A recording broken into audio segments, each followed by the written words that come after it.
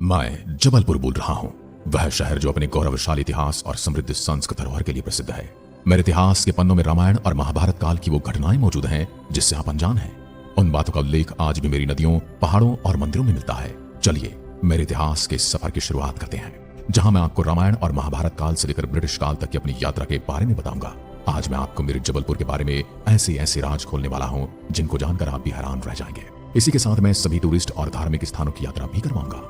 मैं वीडियो की शुरुआत करते हुए सर्वप्रथम जबलपुर की कुलदेवी माता मकरवाहिनी की जय जयकार करना चाहता हूं, क्योंकि इन्हीं की कृपा से मैं रात दिन प्रगति की ओर अग्रसर हूं। तो हम सभी जय माता दी लेकर वीडियो की शुरुआत करते हैं। मेरे साथ जबलपुर की यात्रा की शुरुआत करने से पहले कमेंट करके ये बताएं कि आपको किस स्थान पर वीडियो देखना है, ताकि हम आपके पसंदीदा विषय पर अगला वीडियो बना सके। रामायण काल में मेरा क्षेत्र महेशमती नाम से जाना जाता था।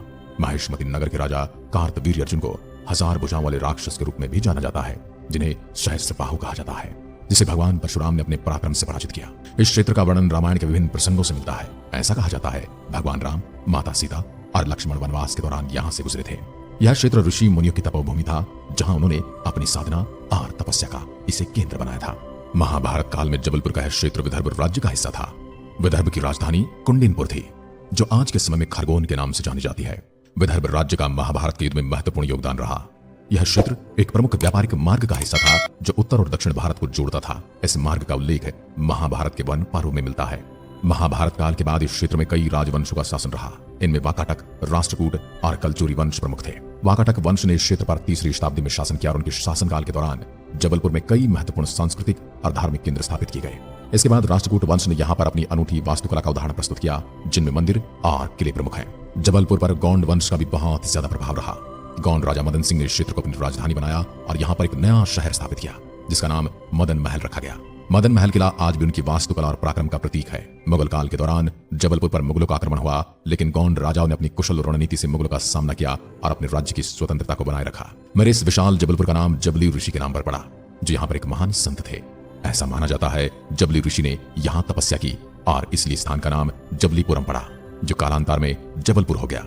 यही भूमि प्राचीन समय से ही साधु संतों ऋषियों की तपोभूमि रही है। ब्रिटिश काल में जबलपुर ने एक महत्वपूर्ण मोड़ लिया। अंग्रेजों ने जबलपुर को अपने प्रशासनिक केंद्र के रूप में विकसित किया। उन्होंने यहाँ पर रेलवे, सड़कों और अन्य बुनियादी सुविधाओं का निर्माण किया, जिससे यह शहर मध्य भारत का प्रमुख केंद्र बन गया।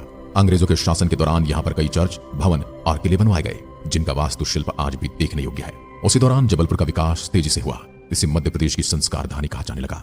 यहाँ पर कई महत्वपूर्ण संस्थान जैसे कि हाईकोर्ट, राज्य पुलिस मुख्यालय और विश्वविद्यालय स्थापित किए गए। स्वतंत्रता संग्राम के समय जबलपुर ने स्वतंत्रता सेनानी को एकजुट करने में महत्वपूर्ण भूमिका निभाई। आधुनिक काल में जबलपुर एक महत्वपूर्ण शैक्षणिक, सांस्कृतिक और औद्योगिक केंद्र बन चुका है। यहाँ की प्राकृतिक सुंदरता जैसे कि भेड़ाघाट की संगमरमर की चट्टानें, धुआंधार जलप्रपात और मदन महल किला पर्यटकों को अपनी ओर आकर्षित करते हैं। मेरी सीमाएं नर्मदा नदी, विंध्या पर्वत श्रृंखला और सतपुड़ा पर्वत श्रृंखलाओं से घिरी है। इसे प्राकृतिक सुंदरता से और समृद्ध बनाती है। मेरे अंदर सुंदर सुंदर नदियां, प्राचीन मंदिर, ऐतिहासिक किले और संग्रहालयों का खजाना है। यहाँ का रानी दुर्गावती संग्रहालय, मदन महल किला, कचनार सिटी का शिव मंदिर और भेड़ाघाट का संगमरमर का सौंदर्य अद्वितीय है। इसके अलावा यहाँ पर कई धार्मिक स्थल भी हैं, जैसे कि त्रिपुरी मंदिर, 64 योगिनी मंदिर और कचनार का शिवलिंग।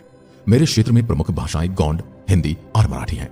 यहाँ की संस्कृति में कई त्योहारों और मेलों का विशेष स्थान है, जैसे कि नर्मदा जयंती, रानी दुर्गावती बलिदान दिवस और होली महोत्सव। मेरी सीमाएं उत्तर में कटनी जिले तक, पश्चिम में नरसिंहपुर जिले तक, दक्षिण में सिवनी जिले तक और पूर्व में दमोह जिले तक फैली हुई हैं। मेरा क्षेत्रफल